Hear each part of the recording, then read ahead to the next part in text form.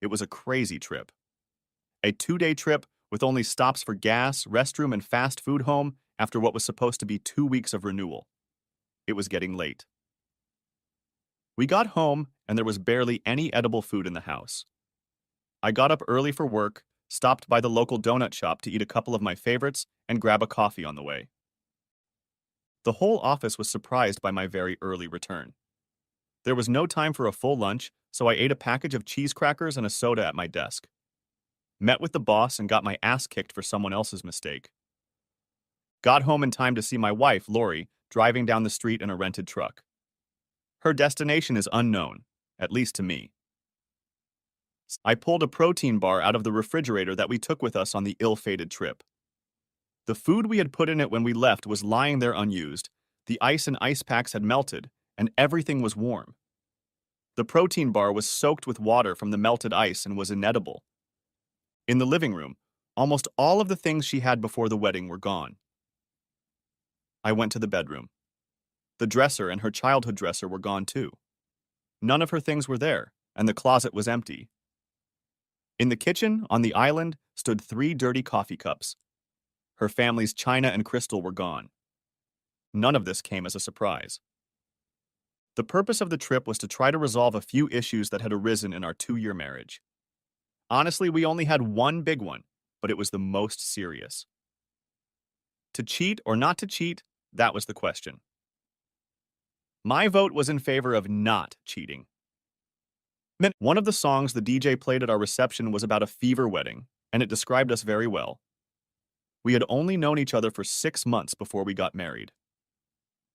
Can you imagine how many people told us both that it was a huge mistake to get married so early? The short answer: pretty much everyone I knew or was involved with. The same was true for her, but we didn't listen because we were in love and knew everything better than all of them combined.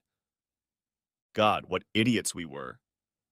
The fever mentioned in the song at the reception ended pretty soon after the priest pronounced us husband and wife. The remnants of the wedding cake hadn't even had time to get stale yet before the problem started. They started with her new boss's son, a college football player who'd been raised to believe he was entitled to whatever he wanted. His father bought the car dealership where my wife worked. There are 6 car dealerships in our town, and after Martin Justin Jr. bought the one Lori worked at, he owned 3 of them. Lori worked there for 4 years and was instrumental in getting my cousin Jeffrey hired at the car dealership. Everyone who knew Jeff loved him and trusted him. He's not the smartest or fastest guy in the world, but cleaning cars was a job he enjoyed and he did it well. He's also not a bad mechanic, but he never had the confidence to work his butt off. He was one of my best men at my wedding, and in addition to being my cousin, I considered him a good friend. After Justin bought the dealership, his son didn't come at first because he was in school, but as the summer wore on, he started coming, and the office, where mostly women worked, became his favorite place to hang out. It wasn't long before Lori's desk became the center of his universe when he was at the dealership. At first, according to Lori, he was a nerd. Then she didn't say anything about him, and I figured he had either stopped or moved on to someone else to annoy. One evening, Jeff was more silent than usual as he and I sat on the porch of Lori and I's rented house. He loved beer, but had a very low tolerance for alcohol, so I always had a beer nearby for him. If he knew the difference, he never said anything. Don't misunderstand. He's not a dumbass. He just can't get the gist of things quickly, but when he learns something, anything, he never forgets, and he's very loyal to his friends, especially me. So we sat on the porch. He said nothing and hardly touched his drink. I often noticed him looking at me. Okay, Jeff. What's up? Roger likes Lori. Roger was Justin's son. I chuckled. Everyone likes Lori. Lori likes Roger. No, she doesn't. Tim, I'm not that slow. He spends a lot of time talking to her. Today he left for lunch at the same time she did, and they came back at the same time. Lori never went to lunch. She always ate in the break room and watched game shows on TV. Are you sure? He nodded slowly. It was the first sign that there was trouble in paradise. We didn't talk about it again that night. When she got home, I asked her if everything was okay at work and if she had any problems. Everything is fine. Why do you ask? No reason. Roger used to be a pest, and you haven't thought about him in a while. Oh, he's still a pest, but I can handle him. The second, third, and fourth signs came quickly, and they all came from Jeff. Inappropriate touches, like his hand on her ass or her hand on his leg when they sat close together. Stuff like that, but nothing that directly indicated cheating. I didn't like what I was hearing, but I didn't say anything about it to Lori. I just asked Jeff to keep an eye on them and let me know what he saw. On those occasions when he saw something inappropriate, he would call me. I was usually pretty aggressive and confrontational, but here I took my time for a couple reasons. First, I didn't want to think about her doing something inappropriate, like cheating, but I also didn't want to hear all the "I told you so" I would get from everyone I knew if she did cheat. At one afternoon, he called to say that Lori and Jeff were in Jeff's dad's office kissing. The kiss went over the top. That evening, I talked to her about it. She denied it at first, but finally admitted that she and Roger had played around and kissed a bit, but nothing serious happened. Is anything serious supposed to happen? I asked. Of course not, she replied. I made it unequivocally clear that I would not tolerate any more playing and kissing, and that adultery would certainly lead to divorce. We can get divorced as quickly as we got married, and I won't delay divorce if you ever sleep with anyone else. Although I never told her how I knew about her and Roger, Jeff was fired the next day. It wasn't hard to guess. Lori and I never discussed his firing, but I commented on how stupid it was to fire someone with a disability. I also mentioned that Jeff and I were going to file an ADA complaint against Justin. No one ever thought Jeff was disabled, just slow, and mentioning filing a complaint was just my excuse. He and I never discussed any of this. The next day, Jeff was taken back to work at one of the other two dealerships that Martin Justin, Jr. owned, but the employees where he originally worked protested so much that he was put back where he was. It was an interesting exercise in human relations. Virtually all the employees at the dealership stood up for Jeff. After our conversation and my statement that a divorce could be obtained quickly, Lori and I had several conversations about appropriate behavior for married people. First and foremost, it was about not allowing yourself to get into situations that are not approved by your spouse. For example, while having dinner alone with a member of the opposite sex who is not a family member may be perfectly innocent, his or her appearance can cause rumors, especially in a small town. Once rumors begin to spread, they can no longer be controlled, and a good reputation can quickly go south. After that conversation, we decided to take a vacation and try to recapture some of the magic, some of the fever referred to in the song at our reception. We planned the trip, got some time off, packed our bags, and off we went. It took us 2 full days to drive. The first few hours of the trip were pleasant enough, but then, we weren't even 4 hours into the trip when her phone rang. She looked at it, but didn't answer it. She did, however, turn the ringer off. Less than an hour later, she got another call. She held the phone in her hand and it vibrated. Feeling the vibration, she jumped up nervously. She looked at it but didn't answer, and a few minutes later asked if we could stop to go to the bathroom. We stopped at a large truck stop. I pulled up to the pump and she hopped out and went inside.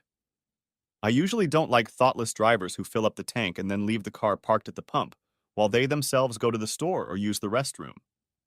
This usually means that other drivers have to wait for them to fill up. Things go much more smoothly if you park your car after refueling and then go inside, but heck, those are just my complaints. I was the most careless person that time. As she hurried inside, I followed her. She didn't look back once, and as soon as she was outside the door, she was on the phone. I told you I'd call you when I had a chance. There was a pause. Damn it, Roger, I'm serious. I'll call you when I get back. Another pause. Roger, don't. She looked at her phone, then looked around. I ducked under a long shelf of appetizers and waited a few seconds before lifting my head to see if she was still there. She was standing with her back to me when I heard her words. You son of a bitch. Don't ever hang up on me again. Apparently, the son of a bitch did hang up because she looked at her obviously discharged cell phone again. This time, she didn't look around. She just tried to call him, but he wouldn't answer. She was looking at her phone when I walked over and stood in front of her. Is everything okay? I asked. Yeah, everything's fine. She looked at me. I have to go to the bathroom, she said, and hurried away.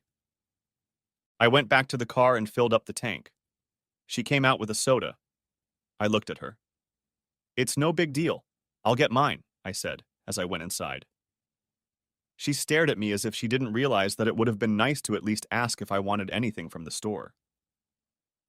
Walking out of the store with my soda, I looked over. She was on the phone again. She ended the conversation just as I opened the door to get into the car. I said nothing, started the car, and drove off. That night we spent at a motel. Pizza was delivered to the room and we went to bed before 10 o'clock. We spent the whole next day driving, hardly speaking.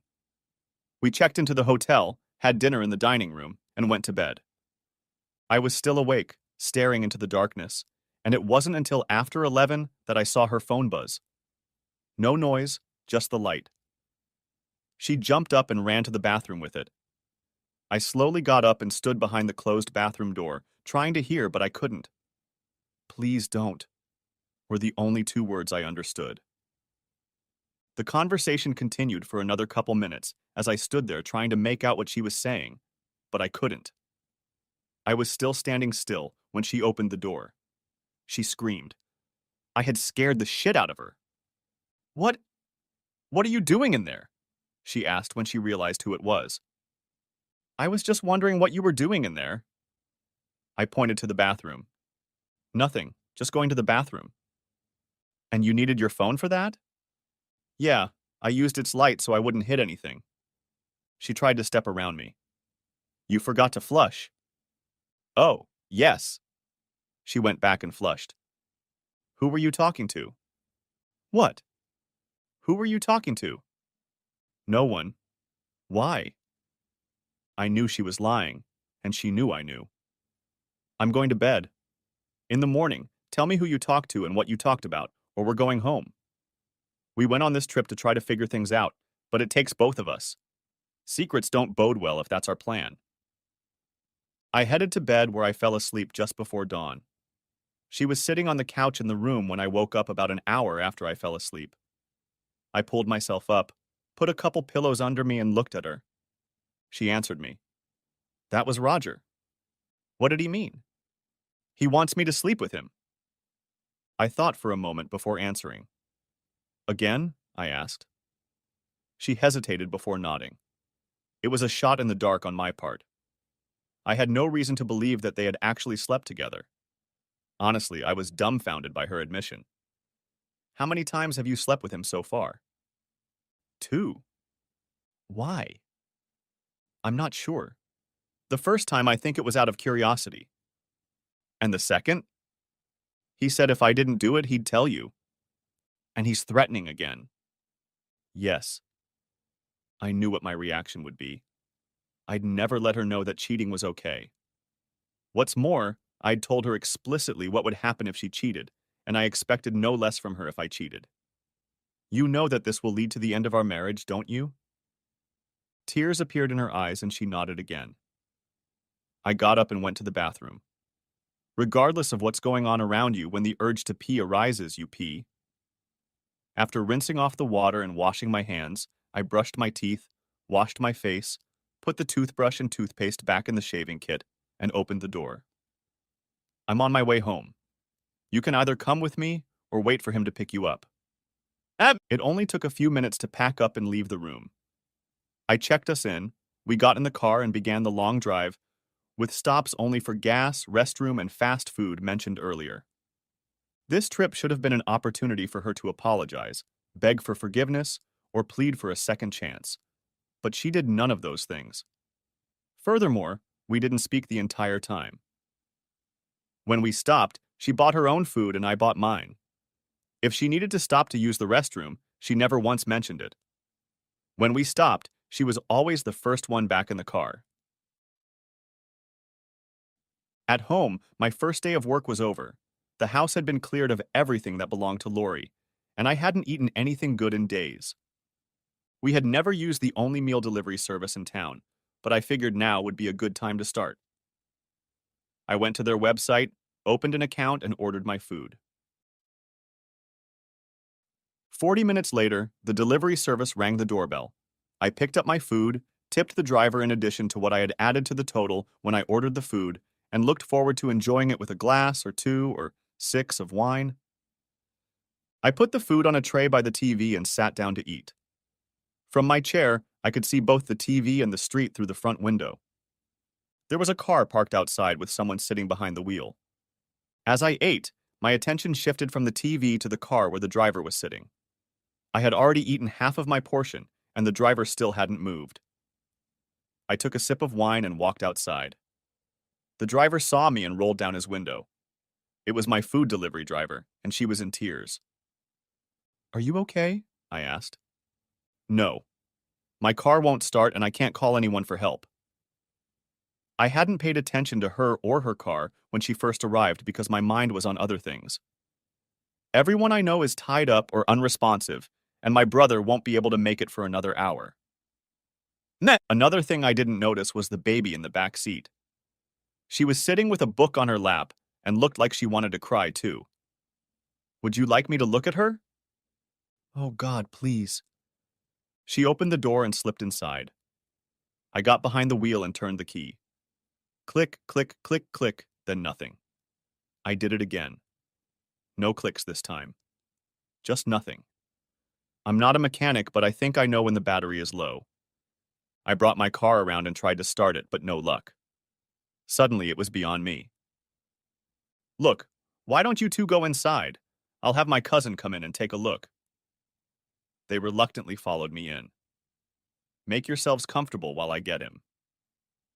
Jeff was there in 15 minutes, and her car was ready in 30. She thanked me, talked to Jeff, gave him a hug, and left. The next 2 days at work sucked.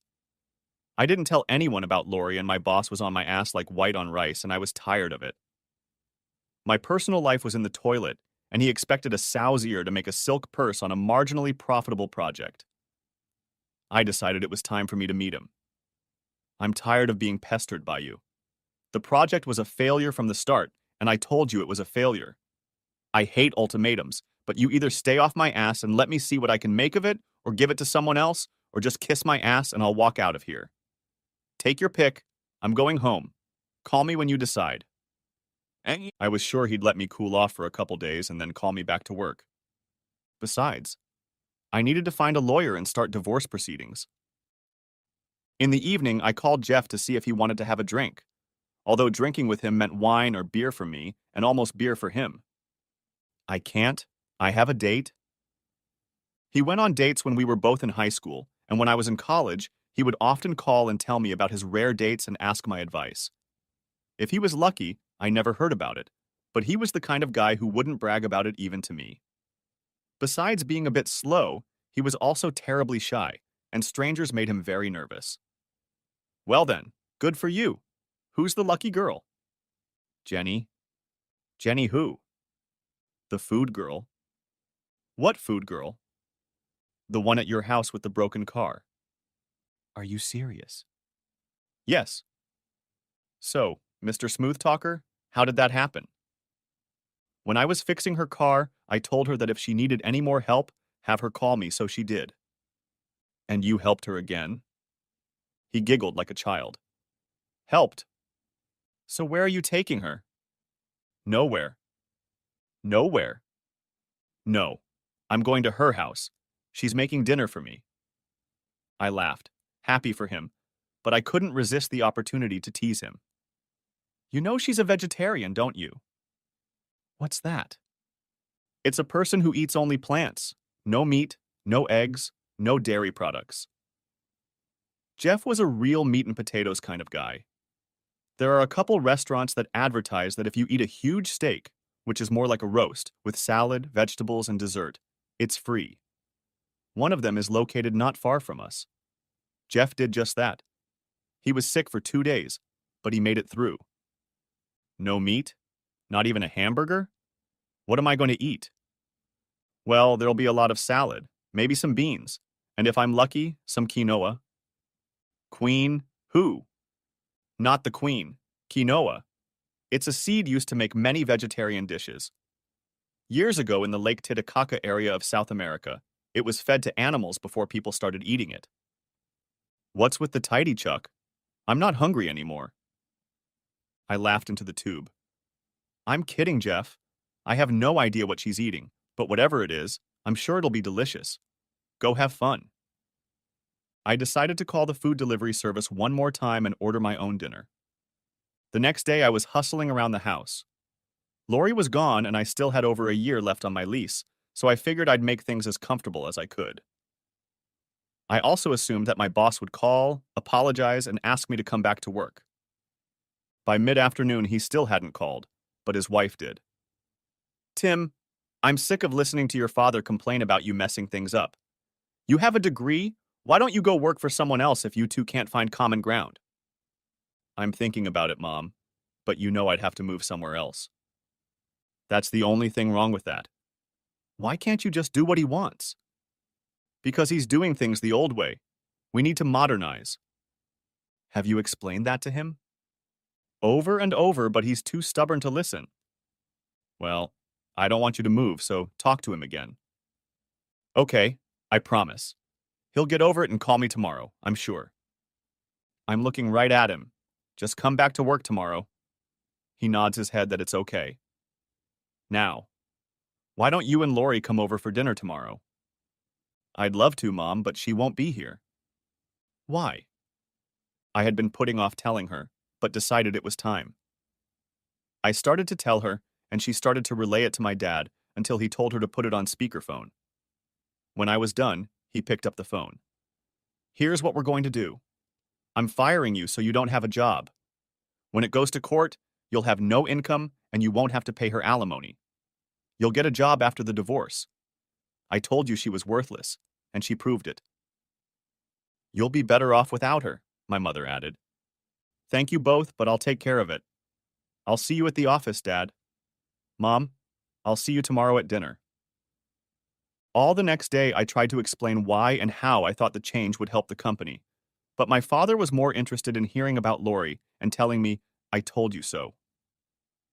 After work, we had dinner with my mom, and I had to retell Lori's story and listen to his, I told you so, and my mom added her own.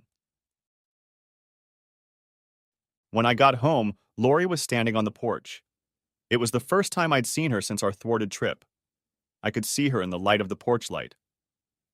I pulled into the garage, and from there, I went into the house. As I went to the switch by the front door, turned off the porch light, and then went to take a shower, the doorbell rang. When I was done, she was gone. Finding a lawyer was easy. Finding one that wanted to have anything to do with a divorce that directly or indirectly involved Roger Justin was a little harder, but I managed. Of course I'll take the case. His old man sold me the biggest lemon I ever got and never made good. And so it began. The paperwork, the meetings with Lori and her lawyer. In all that time, I never once spoke to her directly, and other than a visit to the house the night I ignored her, she showed no interest in talking, and I didn't want to talk at all. She cheated, so from my perspective, the conversation was useless. According to Jeff, Lori had moved on to one of the other dealerships, and Roger rarely showed up there. There was talk that Roger had dumped her and gone to someone more deserving. Meanwhile, Jeff and Jenny got along fine, and Jenny's daughter thought he was wonderful. He divided his free time between her house and mine and was happier than I'd ever seen him. The more he talked about his relationship with Jenny, the more I realized that the only personal relationship I'd had in the last few weeks was with my hand. I walked home from work, occasionally stopping by the lawyer's office, the grocery store, or my parents' house. Dad got his dose of "I told you so," and even made a couple attempts to understand my ideas for improving the company. My mom kept finding me girls, and I refused to date them. Our town is relatively small, and I didn't even realize there were as many single and eligible girls as she was finding. I think she put out a casting call. Cute 28-year-old man with a college degree in the process of divorce, looking for a suitable girl. Must be honest, faithful, and reliable. Appearance is secondary to personality for her. Must love music, theater, good wines, and good food. I stopped returning her calls after the fifth date she set me up and told my father that the first time he mentioned setting me up on a date, I had moved to Houston. I finally talked to Lori the day our divorce was final. The judge banged the gavel announcing the end of the marriage, and I approached her. Was it worth it? I turned and walked away before she could answer. Jeff used to clean my car, but stopped because he was too busy cleaning Jenny's car, and one Saturday I was washing it. He pulled into the driveway with Jenny and her daughter Sophie. Sophie was about 7 or 8 years old. They were going to the mall and asked if I wanted to go with them. I dipped a sponge in a bucket of water, wiped my hands, and said, "Let's go." When I'm so bored that I go to the mall to walk around, just to have something to do, I've reached the bottom of the barrel. But that's exactly what I did. We were there for about an hour, and I was starting to regret my decision to come when we passed an ice cream stand, and Sophie asked if she could have some. "Not now, sweetie," Jenny said. "It's too close to dinner." "Well, the hell with it," I said. "Come on, Soph, I want some too." She grabbed my hand and ran. "See you later," I shouted over my shoulder. We licked our ice cream cones and walked, holding hands. "We should hold hands," Sophie said. "Mom told me she doesn't want to get lost when there are a lot of people around, so I have to hold her hand. I don't want you to get lost, so I have to hold your hand too." That's a good idea. We'd been walking for a few minutes now, and when she wasn't licking her ice cream cone, she was chatting away. Suddenly, I felt myself being thrown to the ground, and I passed out, hitting my head on the floor. When I came to, I was handcuffed, surrounded by police officers and an angry mob. I looked at Sophie. She was crying and was being held in my arms by a woman. "What the hell?" "Just shut up, you slimeball. We'll get to you in a minute." "It's okay, Sophie," I heard the woman say. "He can't hurt you now." "He didn't hurt me. He bought me ice cream." "I know, baby. Bad men do that sometimes." "He's not a bad man, Aunt Louise. Where's my mom?" "I called her. She's on her way." "Is Tim hurt?" "Who's Tim?" "Him," she said, pointing at me. Every time I tried to speak, the police officer ordered me to shut up. "Do you know him?" "Yes. He's Jeff's cousin. We're here to do some shopping." "Oh my God," Aunt Louise said, then turned to one of the policemen. "I think I've made a mistake." "Jesus, lady, don't tell me that." He looked at the crowd. "We better get him out of here before this crowd rips him to shreds." He grabbed my hand. "Let's go." Some of the crowd followed us into the security office. I heard words like, "Castrate the bastard," and "Let us take him away." I was getting scared, and every time I started to say something, one cop or another would tell me to be quiet, that I would have a chance to talk later. They took me into a room, searched me, emptied my pockets, and still had me handcuffed. Finally, 2 police officers came in, uncuffed me, gave me back my wallet, watch, and other things, and started apologizing. Jenny and Jeff came in as well. "Oh my God, Tim. I'm so sorry," Jenny said. "My sister saw you with Sophie, didn't know who you were, and thought you were kidnapping her." I rubbed my wrists. I'd seen people on TV wearing handcuffs and rubbing their wrists when they were taken off. I didn't understand why before, but now I did. The damn things hurt. I was pissed off, shocked, still a little scared and nervous. Jeff kept asking if I was okay, Jenny kept apologizing, and Sophie was clinging to Jenny as hard as she could. I looked at one of the officers. "Can I go now?" "Yes, sir. But before you go, we'd like you to sign a release form." "You just knocked me to the ground, knocked me out, handcuffed me, and called me names. I'm not signing any release form until I talk to my attorney." I walked out of that room into a larger room. One of the mall security officers was standing at the door. "Is this the exit?" "Yes, sir, but I wouldn't go in there if I were you." "Why?" Because there are people in there who think you're a child molester, and they're waiting for you. Jesus Christ. Can't this day get any worse? Can't you tell them the truth? We tried. We'll take you out the back door, Mr. Jeffries, the police sergeant said. Him. Or someone else had obviously looked in my wallet and knew my name. Take him to my car, Jeff said. The sergeant looked at me. Why don't you let us take you home? We'll use my car. It's unmarked. Let's go. It wasn't that I was angry or upset with Jeff, Jenny, or even Aunt Louise. I just wanted to get out of there and decided that the quickest and safest way was a police escort. We were already at the back door when Aunt Louise stopped me. I'm so sorry. I saw you with Sophie and thought you were kidnapping her. I took a deep breath. I understand, but I was attacked, knocked out, and a bunch of people out there. I pointed to the main office door. Want to cut my balls off? I don't think you should be talking to me right now. Then to the sergeant. Take me home. After I gave him my address, neither of us said anything until we pulled into my driveway. My phone rang at least 6 times, but I ignored it. I didn't feel like talking to anyone. At home, I started to get out of his car, but he stopped me.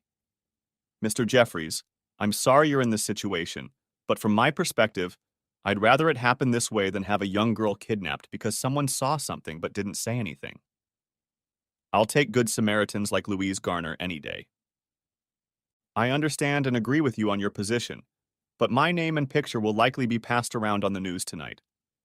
Since it was a mistake, it shouldn't have been reported at all, but it's sensationalized, so it will be. The news people can't help themselves. Then the news will say it was a mistake and it's okay, but half the people who see it won't believe that part of the story, and I'll be stigmatized for life. Thanks for the ride home. Maybe it's not that bad. I'll see what I can do. Yeah, and pigs can fly, I thought to myself. I got in the car and drove straight to my parents' house. In the evening, we watched the local news, and sure enough, there it was. When we turned on the TV and found the right channel, it was already showing. We missed the first part of the story, but what we heard said that when you see something, say something, even if it turns out to be a mistake. By not saying something, you could condemn an innocent child to an unbelievable fate. The positive thing for me was that they didn't say my name or show my picture. The commentator even ended the report by saying, "We chose not to name the gentleman for fear that his life would be turned even more upside down than it was this afternoon. On a personal note, I offer him my sincerest apologies. This is Louise Garner. Good night." Well, you dodged a bullet, my father said. It wasn't as bad as you thought it would be. No, it wasn't. What are you going to do now? My mom asked. I think I'm going to leave it alone. If I try to sue for false arrest, it'll get out, and my name and picture will probably end up on the rumor mill. I don't want that to happen, and the police did what they thought was right at the time. On the way home, I remembered my phone. By then, there were 8 messages on there. 3 from Jeff, apologizing for what had happened and telling me how badly Jenny was feeling. Judging by the caller ID, the others were from the city police and the local TV station. I didn't bother to listen to any of them. It wasn't until later that I remembered how the woman from the TV news department ended the program. This is Louise Garner. Good night.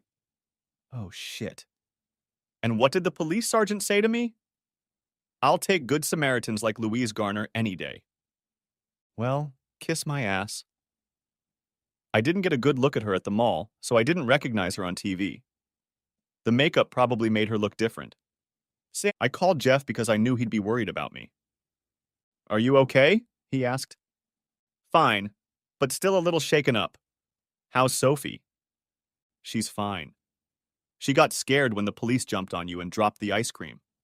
She got better when we gave her some more, and she realized you were okay. I'm glad she's okay. Have you seen the news? Most of it. We missed the first part. Hell, that was the best part. Why? Louise started by telling us what happened, and that she was the one who started it all. She said she saw her niece walking with a strange man and basically panicked. She followed you while she was on the phone with the police. She didn't trust mall security, so she stayed behind you and kept the police informed of where you were until they arrived. She took full responsibility for what happened and said she'd probably do it again under the same circumstances. I think I understand that. She was afraid that you would leave Sophie before the police arrived, so while following you, she kept looking for objects to hit you with. She really feels bad. Why didn't you tell me earlier that Jenny's sister was on TV? I didn't think it mattered. It doesn't, I guess. The other night when Jenny was bringing me food, I got the impression that well, that she needed the money. But if her sister's a TV presenter, she can't be too bad. It's a local program, so Louise doesn't make much money. I don't know how much, but I know it's not much. And Jenny's like most of us, I think. She's doing well, but she doesn't have anything extra. If she wants something extra, she has to find the money. She's saving up for a vacation, so she has a second job delivering food. Good for her. Yeah. He paused. I like her, Tim, and she likes me. She doesn't care that I'm slow. I smiled. No one cares that you're slow, Jeff. It doesn't matter to your friends, and we don't care what anyone else thinks. Over the next few days, things went back to normal, and nothing was said about the incident at the mall. I didn't see Jenny or Sophie, but Jeff and I chatted every couple days as usual. It was another Saturday, mid-morning. I was eating a late breakfast of biscuits and gravy when the doorbell rang. I opened the door, and there on the doorstep stood Louise Garner. Good morning. Are you busy? She asked. Not really. I was just applying ointment to my wrists to ease the pain from the handcuffs. Tim, if I may call you that, I'm sorry. Oh, it's okay. Now that I've been in handcuffs, all my buddies in the hood treat me with more respect. Maybe I should leave. No, come on in. I just got off the phone with my parole officer. She just looked at me sadly. I can only apologize so many times. I'm sorry I bothered you. She turned to leave. Wait a minute, I said. I had no reason to be a jerk. She stopped. I'm still a little offended. I'll get over it. Well, when you get over it, give me a call. She handed me a business card. I owe you at least lunch. I don't know about lunch, but have you had breakfast yet? Actually, no. Do you like cookies and gravy? Sausage and gravy? Yes. One of my favorite foods, she said, smiling. I opened the door wide and she walked in. In the kitchen, I gave her a plate and pointed to the stove where the biscuits and gravy stood. Do you want me to heat up the gravy? I asked. I can do that if you don't mind, she said. Help yourself. Coffee? Yes, please. Would you like anything to put in it? This may seem strange, but do you have chocolate milk? Instead of coffee? No. In it? In it? Yes, she answered timidly. I know it sounds weird, but she was only the second person in my life to add chocolate milk to coffee. The second was me. Only in the last few years had I been substituting it with Bailey's. Did Jeff put you up to this? What? Chocolate milk and coffee? No. Why? I'm the only person I know who does, or rather, has done that. Only now it's also you. Are you sure Jeff didn't put you up to it?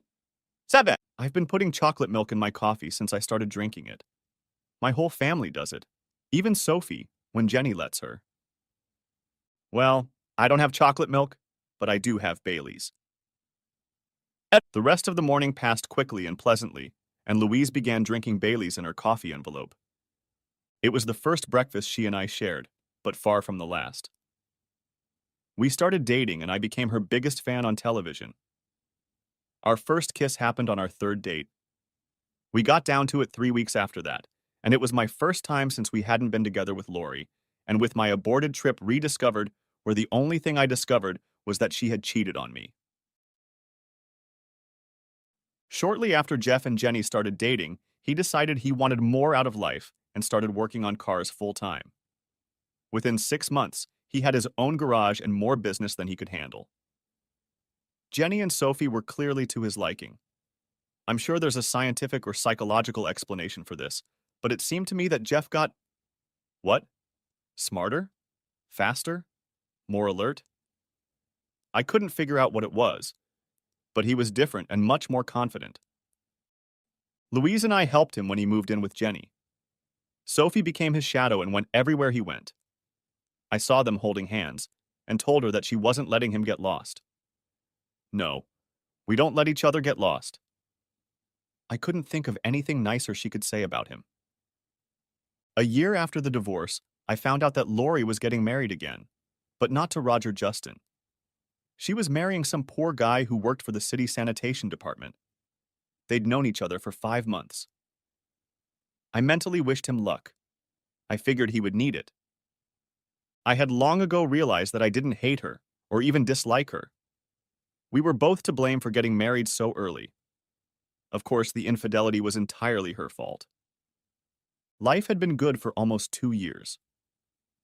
Jeff and Jenny planned their wedding. Louise was the maid of honor, and I was the best man. Their parents divorced when Louise, the youngest of the siblings, was 4 years old.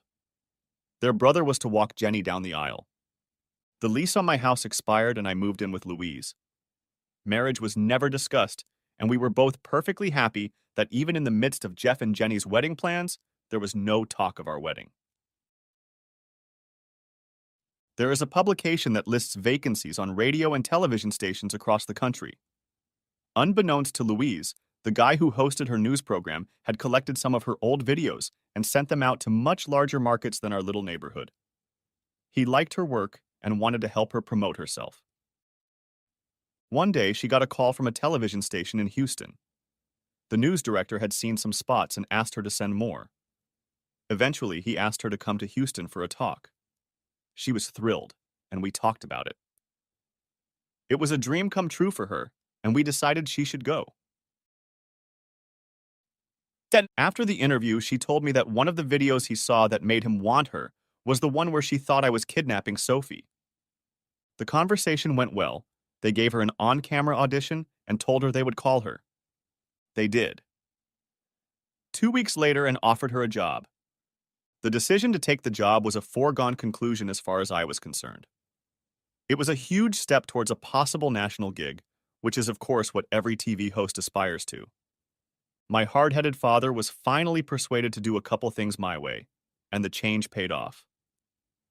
Our business grew slowly but surely, and I was happy to help him.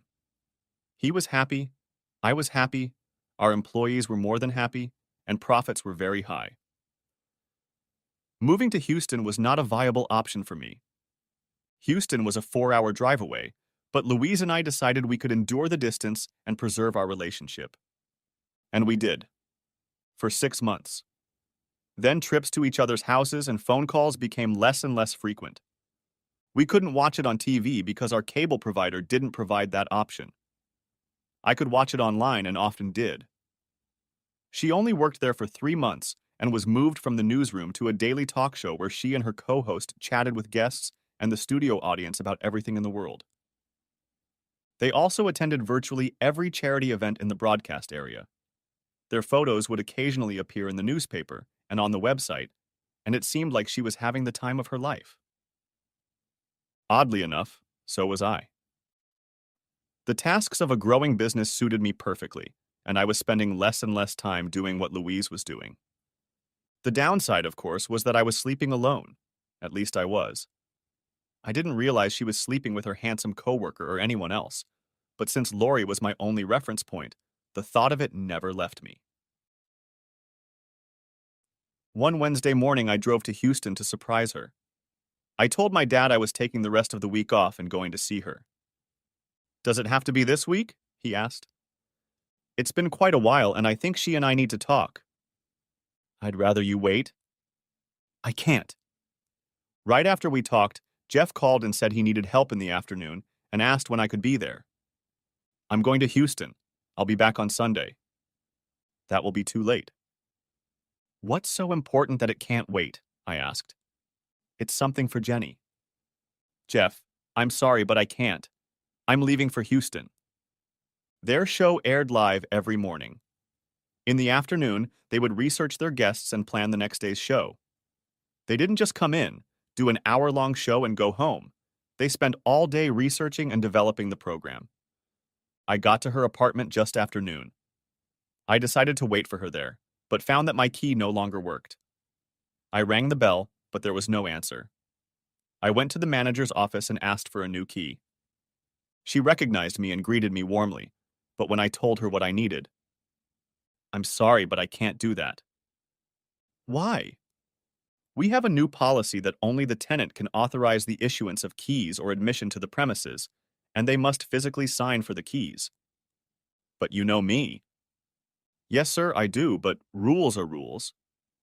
"Let me ask a question." "Okay. Would it make a difference if I was her husband?"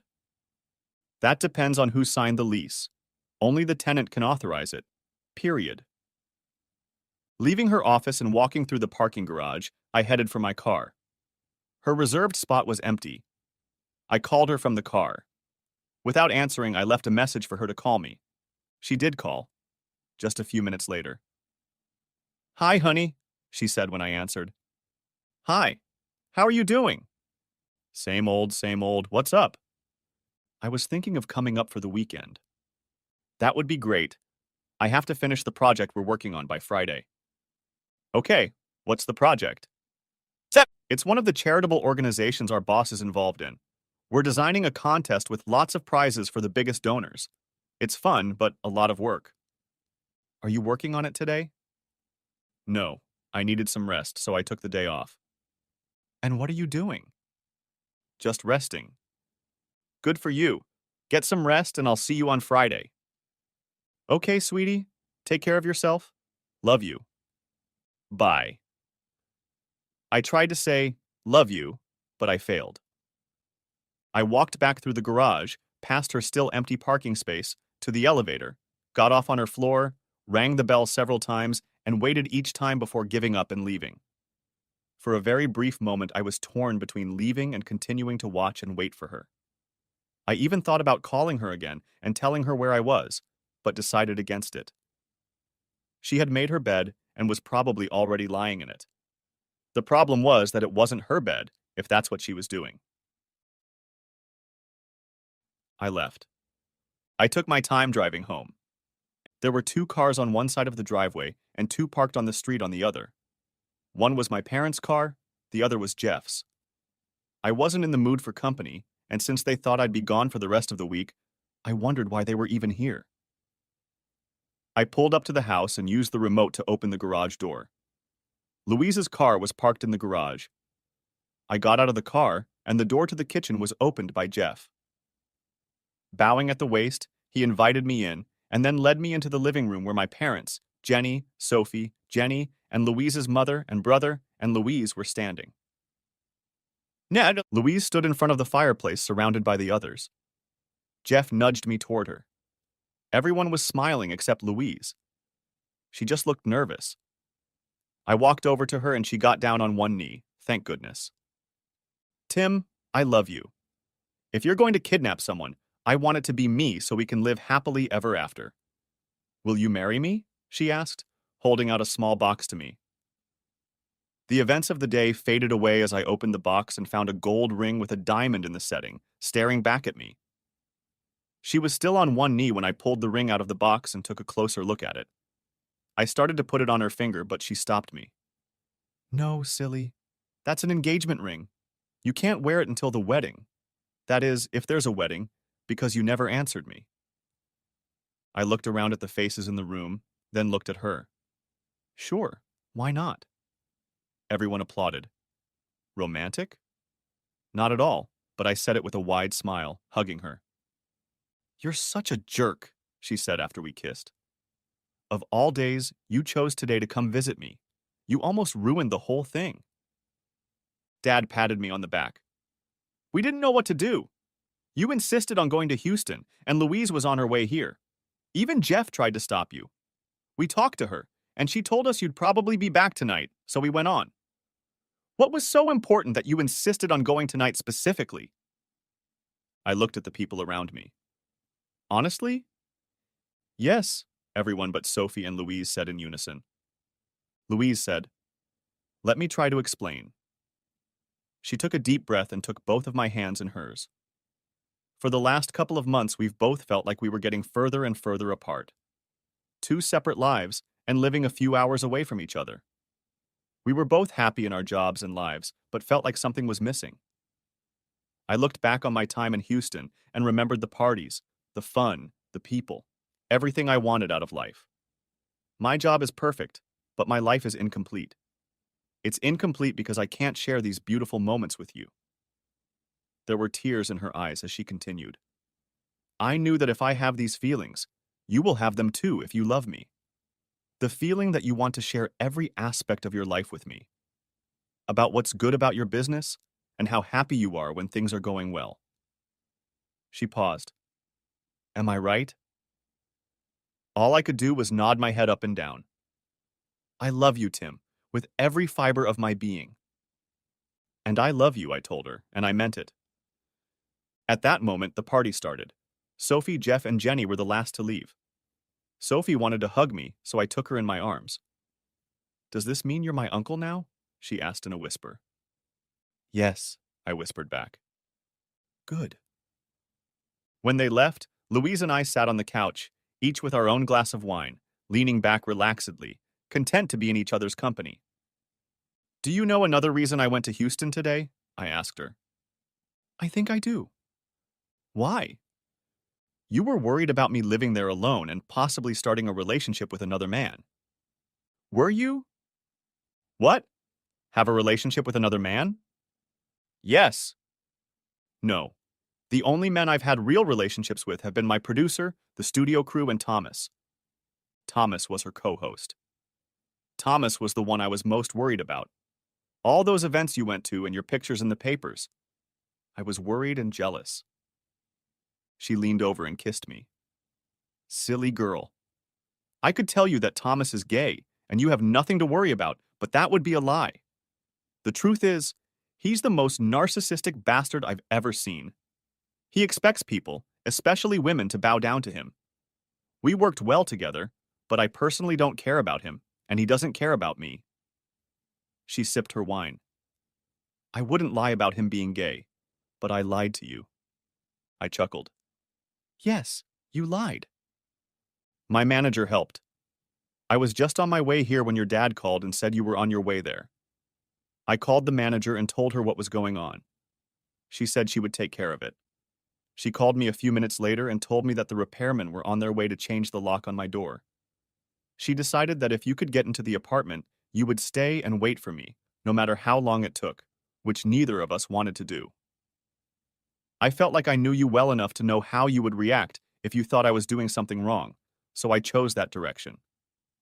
I knew that if I gave you a reason, you wouldn't bother to ask for details. Your experience with Lori would make you think the worst and act accordingly. I'm sorry I misled you, but I knew it would lead you back here, to where I wanted to propose to you in front of your family. Do you forgive me? It was unmistakable. Of course I forgive you, and I'm sorry I agreed so clumsily. I was in shock. She laughed. We all wanted you to be shocked. Well, I was. I leaned over and kissed her. I loved this woman, and then I took another sip of wine. What time are you leaving back to Houston? It was a 4-hour drive and she had a show, so she usually left in the middle of the night. I'd forgotten about her show that day. Or are you driving back tonight? I asked. I didn't want to waste any more time. I wanted to get her into bed. And soon. Well, she stammered, let's talk about it. Tonight's show was taped on Monday. The shows for tomorrow and Friday were taped yesterday. Friday's show will announce that it will be my last show because I want to go home to be with my future husband. I sat back and looked at her. That's okay, right? Of course it's okay. It's better than okay. It's great. But won't you miss it? Yes, but I miss you more. And I was hoping to convince my old station to let me create a show featuring local heroes, talents, events, and people. It should last until... Until what? Until the baby comes. And then we'll see. I took a sip of wine. She sat back and looked at me. Did you hear what I just said? Yes. I just didn't know Jenny was pregnant. She shook her head. She's not pregnant, Goose. I am pregnant. Oh. I managed not to drop my glass as I set it on the table and grabbed hers. Our life is beautiful. Louise is back at her old station and is hosting the same show she did in Houston, just without a co-host.